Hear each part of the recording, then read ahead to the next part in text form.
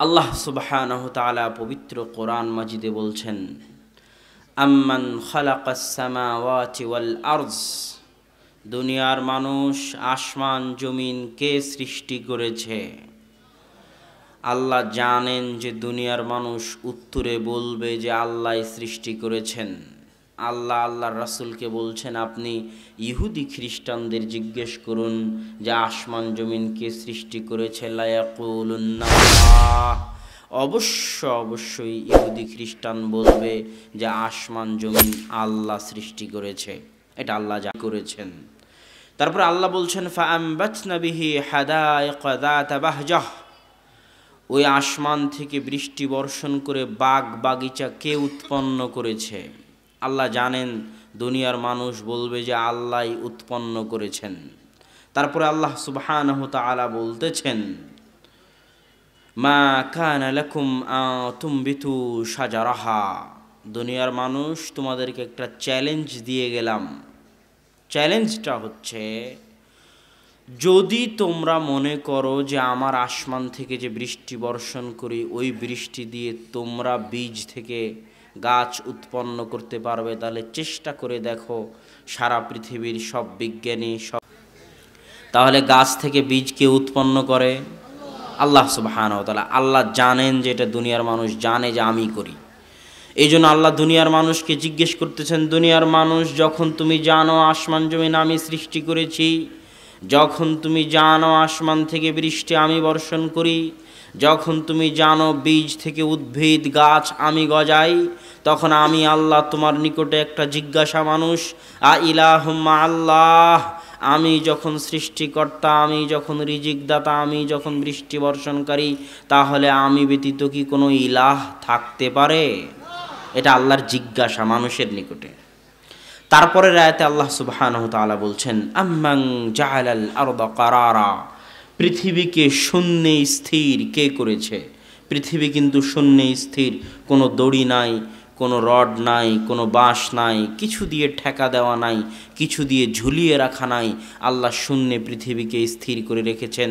আল্লাহ বলছেন, আম্মান জাআলাল আরদা কারারা, দুনিয়ার মানুষ পৃথিবীকে শূন্যে কে স্থির করেছে? ওয়া জাআলা খিলালাহা আনহারা, পৃথিবীর বুক চিরে নদী নালা কে প্রবাহিত করেছে? ওয়া জাআলা লাহা রাওয়াসিয়া, পৃথিবীর মধ্যে পেরেক স্বরূপ পৃথিবীর ওজনের ভারসাম্য রক্ষা করার জন্য, পৃথিবীর ওজনের ভারসাম্য রক্ষা করার জন্য পেরেক স্বরূপ জায়গায় জায়গায় আল্লাহ পাহাড় পুঁতে দিয়েছেন, পৃথিবীর মধ্যে পাহাড় গেড়ে দিয়েছেন। মানুষ তুমি বলো এই পেরেকগুলোকে কে গেড়ে দিয়েছে? ওয়াজআলা বাইনাল বাহরাইনি হাজিজা, দুই সমুদ্রের মাঝে আড় কে সৃষ্টি করেছে? এক নদীর পানি আর এক নদীর পানি পাশাপাশি চলে, অথচ একটা আর একটার সাথে মিলে না। এই আড় কে সৃষ্টি করে দিয়েছে? এটা আল্লাহ জিজ্ঞেস করছেন দুনিয়ার মানুষের নিকটে। আল্লাহ জানেন দুনিয়ার মানুষ উত্তরে বলবে এটা আল্লাহই করেছে। এই জন্য আল্লাহ বলছে, যখন আমি পৃথিবীকে শূন্যে স্থির করলাম, যখন আমি পাহাড়কে পেরেক স্বরূপ স্থাপন করলাম, যখন আমি পৃথিবীর বুক চিরে নদী নালা প্রবাহিত করলাম, তখন দুনিয়ার মানুষ তোমাদের নিকটে আমার জিজ্ঞাসা, আ ইলাহুম মা আল্লাহ, আমি ব্যতীত কি কোনো ইলাহ থাকতে পারে? এইভাবে আল্লাহ জিজ্ঞেস করতেই থাকলেন। আল্লাহর এই জিজ্ঞেস করার পিছনের উদ্দেশ্য কি? আল্লাহর এই জিজ্ঞেস করার পিছনের উদ্দেশ্য হচ্ছে, পৃথিবী সৃষ্টির প্রথম থেকে নিয়ে শেষ পর্যন্ত, আজ পর্যন্ত, পৃথিবী সৃষ্টির শুরু থেকে নিয়ে আজ পর্যন্ত, হিন্দু বলেন, বৌদ্ধ বলেন, ইহুদি বলেন, খ্রিস্টান বলেন, নাসারা বলেন, জৈন বলেন, যাই বলেন না কেন, যে ধর্মেরই মানুষ বলেন না কেন, নাস্তিকবাদে যে ধর্মেরই মানুষ হোক না কেন, তারা আল্লাহকে সৃষ্টিকর্তা হিসেবে, আল্লাহকে পালনকর্তা হিসেবে, আল্লাহকে একচ্ছত্র ক্ষমতার মালিক হিসেবে বিশ্বাস করে। অন্য কোনো নাম দিতে পারে, কেউ গড বলতে পারে, কেউ ঈশ্বর বলতে পারে, কিন্তু একজন সত্তা যিনি উপরে আছেন, যিনি সব কিছুর উপর ক্ষমতাবান, এটা সবাই বিশ্বাস করে। আল্লাহ রাসূলের যুগেও আবু জেহেল বিশ্বাস করত যে আল্লাহ সুবহানাহু ওয়া তাআলা সব কিছুর উপর ক্ষমতাবান।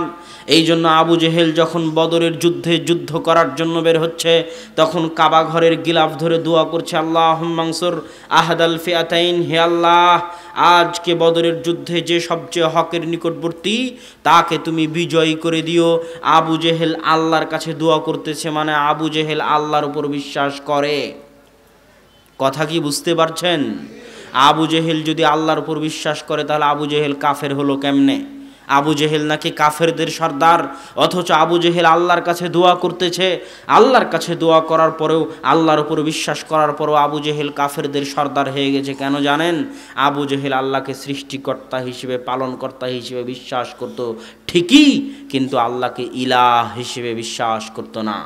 ওই জন্য আল্লাহ বারবার বলতেছেন, মানুষ তুমি তো বলবে সৃষ্টিকর্তা আমি, তুমি তো বলবে আসমান জমিন আমি বানিয়েছি, তুমি তো বলবে আসমান থেকে বৃষ্টি আমি বর্ষণ করেছি, তাহলে ইলাহ কি আমি বাদ দিয়ে অন্য কেউ? তার মানে আল্লাহ জানে দুনিয়ার মানুষ আল্লাহকে রব হিসেবে মানলেও দুনিয়ার মানুষ আল্লাহকে ইলাহ হিসেবে মানে না। এই জন্য আল্লাহ কোরআনে বলেছে আলহামদুলিল্লাহি রাব্বিল আলামিন। আল্লাহ বলেননি যে আলহামদু ইলাহিল আলামিন, আল্লাহ এটা বলেননি। কেননা আল্লাহ জানেন যে আল্লাহ সুবহানাহু তাআলাকে আলামিন, ইহজগৎ পরজগৎ উভয় জগতের সবাই আল্লাহকে ইলাহ হিসেবে মানে না, তবে সবাই আল্লাহকে রব হিসেবে মানে। আল্লাহ রব মানে মা যেমন সন্তানকে কোলে পিঠে করে লালন পালন করে, মা যেমন সন্তানকে পেশাব পায়খানা পরিষ্কার করে দুধ পান করিয়ে যত্ন নিয়ে লালন পালন করে, ঠিক আল্লাহ আমাকে এবং আপনাকে লালন পালন করেন। যখন 10 মাস 10 দিন মায়ের পেটে ছিলাম, তখন নাভির মাধ্যমে খাদ্যের ব্যবস্থা কে করেছিল? আল্লাহ করেছিল। যখন 2.5 বছর পৃথিবীতে ছিলাম, খাবার কিছু ছিল না, খাবার চাবানোর মতো দাঁত ছিল না, দাঁতে শক্তি ছিল না, শক্ত কোনো জিনিস খাওয়ার মাধ্যম ছিল না, তখন মায়ের বুকে দুধের ঝর্ণাধারা কে প্রবাহিত করেছে? তাহলে আল্লাহ কি আপনাকে লালন পালন করলেন না? আল্লাহ আপনার রব, আল্লাহ আপনার লালন পালন কর্তা। এই জন্য যখনই আপনি দোয়া করেন রব্বানা যালামনা আনফুসানা, তখন বলেন রব, হে আমার পালন কর্তা। রব্বানা আতিনা ফিদ দুনিয়া, হে আমার পালন কর্তা।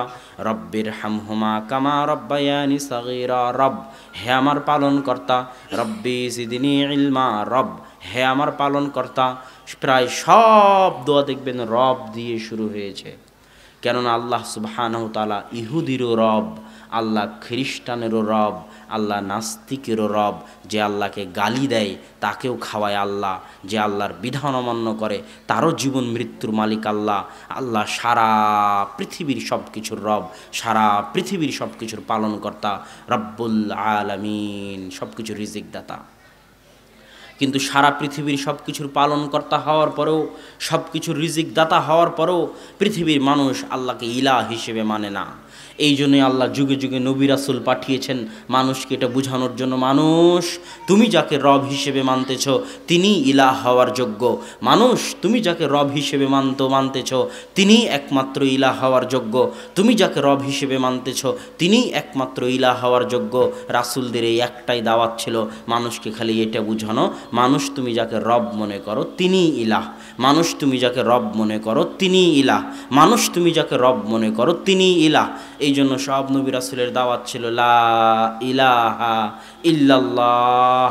কোনো নবী রাসূল বলেননি লা রব্বা ইল্লাল্লাহ, যে আল্লাহ ব্যতীত কোনো রব নেই। কেননা ওই যুগে যারা কাফির ছিল তারাও আল্লাহকে রব হিসেবে মানত, অতএব এটা বলার কোনো প্রয়োজন ছিল না। আবু জেহেল আল্লাহকে রব হিসেবে মানত, আমি আবু জেহেলকে এটা বলে কি করব যে লা রব্বা ইল্লাল্লাহ, আল্লাহ ব্যতীত কোনো রব নেই।